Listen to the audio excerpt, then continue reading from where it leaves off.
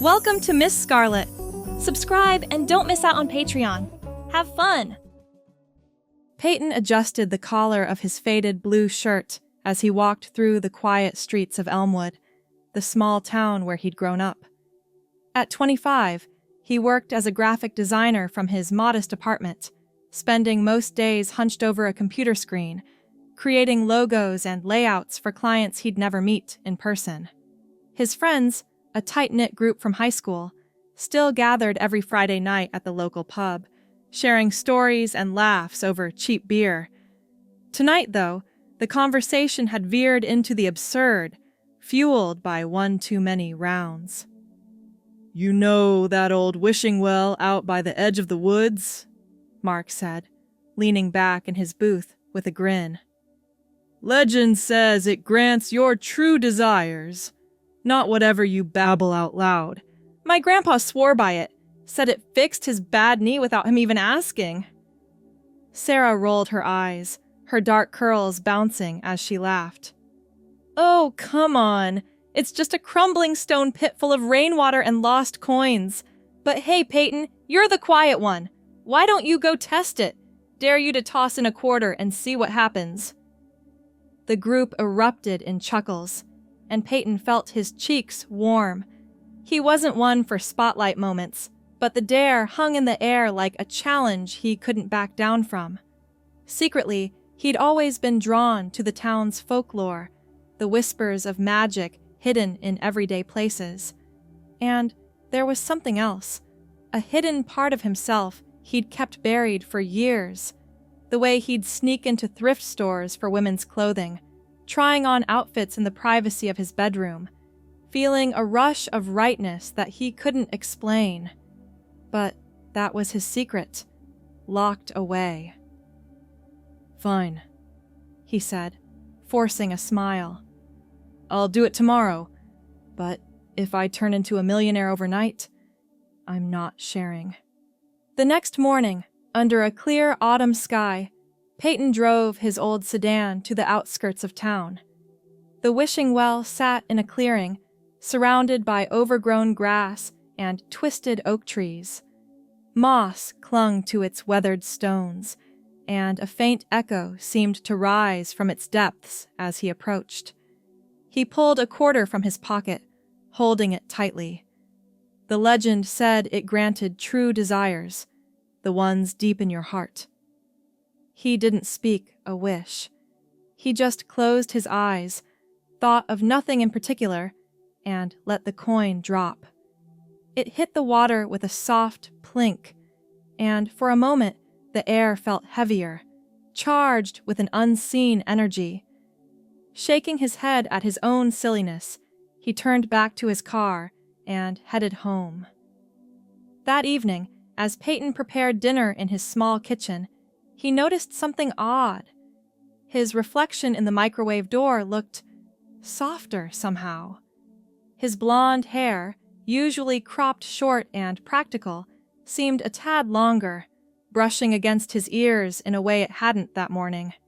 He ran a hand through it, frowning. Maybe it was just the lighting. He shrugged it off and sat down to eat, flipping through a design magazine for inspiration on his latest project. By bedtime, a strange itch had settled over his skin, like a mild sunburn without the pain. He examined himself in the bathroom mirror, noting how his arms appeared slightly slimmer, the muscles less defined. His face, too. His jawline felt less sharp, his cheeks a bit rounder. It was subtle, almost imperceptible, but enough to make him pause. "Must be stress," he muttered, climbing into bed. Sleep came quickly, but his dreams were vivid, filled with images of flowing dresses and confident strides in heels, a life where he didn't have to hide. The following day, Monday, Peyton woke with a start. His alarm blared, but as he swung his legs out of bed, he felt an unfamiliar sway in his hips.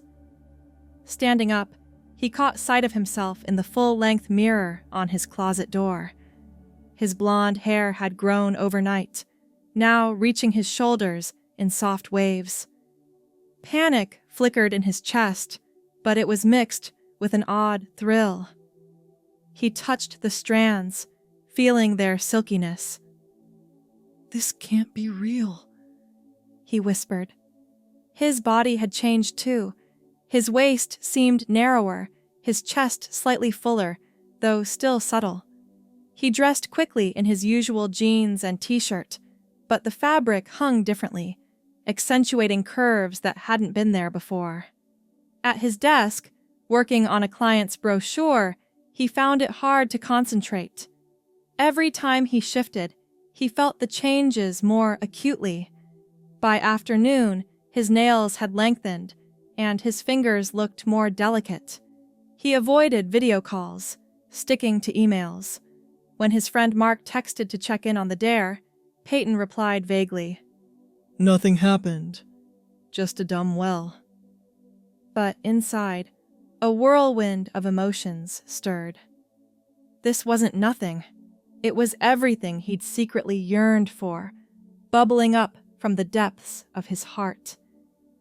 That night, as he stood in front of his closet, the hidden stash of women's clothing called to him.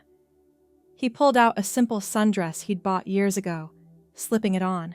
The fabric draped perfectly over his evolving form, and for the first time, he didn't feel like he was pretending. Staring at his reflection, with blonde hair framing a face that was softening into feminine contours, he whispered, "Daisy."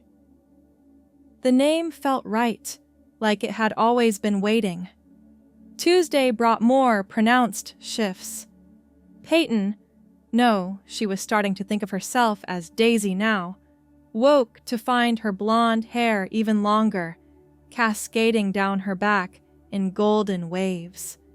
Her skin was smoother, her lips fuller, and her voice had a higher lilt when she tested it by reading aloud from a book. She couldn't deny it anymore. The well had tapped into her deepest desire, the one she'd buried under layers of societal expectation. Dressing in the sundress again, she felt a surge of confidence. But work called, so she layered baggy sweats over it, hiding the changes while she typed away at her computer. During a break, she ventured to the bathroom and practiced makeup for the first time openly. A touch of lipstick, some eyeliner, nothing extravagant, but it transformed her features further. She smiled at the woman looking back, blonde hair shining under the light. The transformation was gradual, but each hour brought her closer to who she truly was. By evening, her friends invited her to a casual hangout, but she declined, citing a headache. Alone, she explored her apartment as Daisy, walking with a natural grace, the sundress swishing around her legs. On Wednesday, the changes accelerated. Daisy's blonde hair now reached her mid-back, thick and lustrous, requiring her to tie it back with a ribbon she'd found in her drawer. Her body had reshaped more dramatically. Breasts had begun to form, modest but undeniable, and her hips had widened, giving her a feminine silhouette. She discarded the male clothes entirely, opting for a blouse and skirt from her secret collection. The fabric felt like a second skin, affirming her new reality. She couldn't imagine going back. This was her now, forever. Work became a challenge, but she adapted, using voice modulation software for any calls. Her designs took on a new flair, inspired by her emerging self, vibrant colors, elegant lines. In the afternoon, she ordered more women's clothing online, selecting items that matched her evolving style. As the sun set, she cooked a simple meal, humming a tune, her blonde hair swaying with each movement. The well's magic had unlocked her heart's truth, and she embraced it without regret. Thursday dawned with Daisy feeling more alive than ever. Her blonde hair gleamed in the morning light, and she styled it in loose curls, enjoying the way it framed her face. Her features were fully feminine now. High cheekbones, a delicate nose, eyes that sparkled with newfound joy. She chose a casual top and pants from her growing wardrobe, all women's attire, and settled into her workday with ease.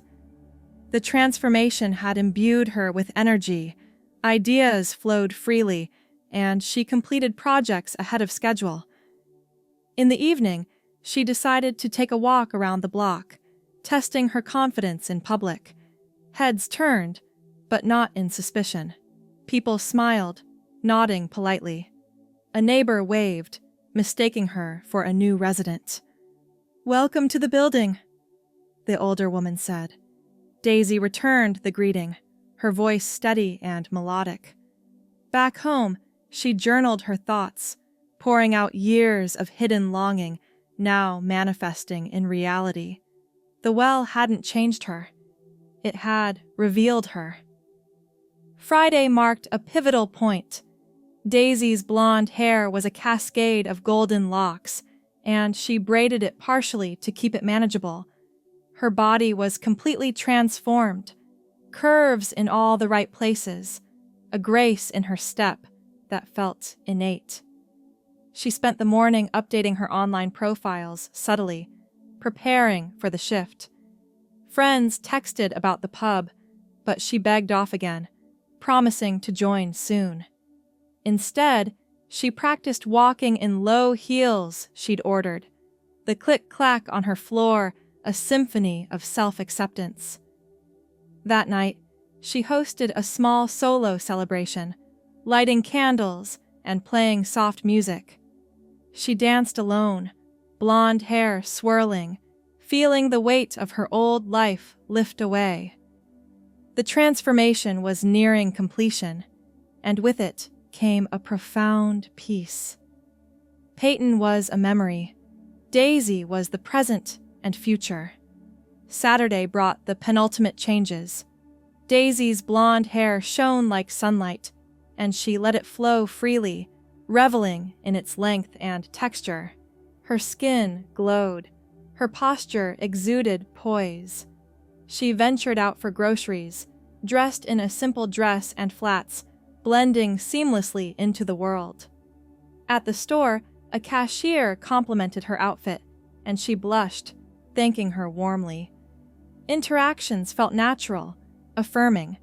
Back home, she sorted through her belongings, donating old male clothes to charity.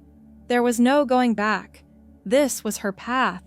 She called her parents, testing the waters with a casual chat, her voice giving nothing away yet. They sensed something different, but couldn't pinpoint it. As evening fell, she prepared for the final day, excitement building. On Sunday, the 7th day, Daisy awoke fully transformed. Her blonde hair framed a face that was undeniably hers, beautiful, feminine, alive. She stood before her mirror, selecting the outfit she'd dreamed of, a royal blue pencil skirt that hugged her hips, a cream silk blouse that draped elegantly over her curves, and nude pumps that added a touch of sophistication. Slipping them on, she felt complete, ready to step into the world as herself. She walked to the coffee shop down the street, the skirt swaying with each step, pumps clicking confidently. People noticed, but in a positive way. A man held the door for her. A woman smiled in passing. Ordering her usual latte, she chatted with the barista, her voice light and assured. The well had granted her true desire, revealing the woman in her heart all along. As she sipped her coffee, her phone buzzed with a text from Sarah. "Hey, Peyton, you okay? Haven't seen you all week." Daisy hesitated, fingers hovering over the screen. This was the moment to reveal everything, but doubts crept in. What if they didn't understand? Before she could respond, a stranger approached her table, his eyes curious. "Excuse me, but you look familiar. Have we met before?" Daisy's heart raced, wondering if this was a remnant of her past life catching up, or something more tied to the well's magic. Hope you enjoyed the story so far. The rest will be available on Patreon.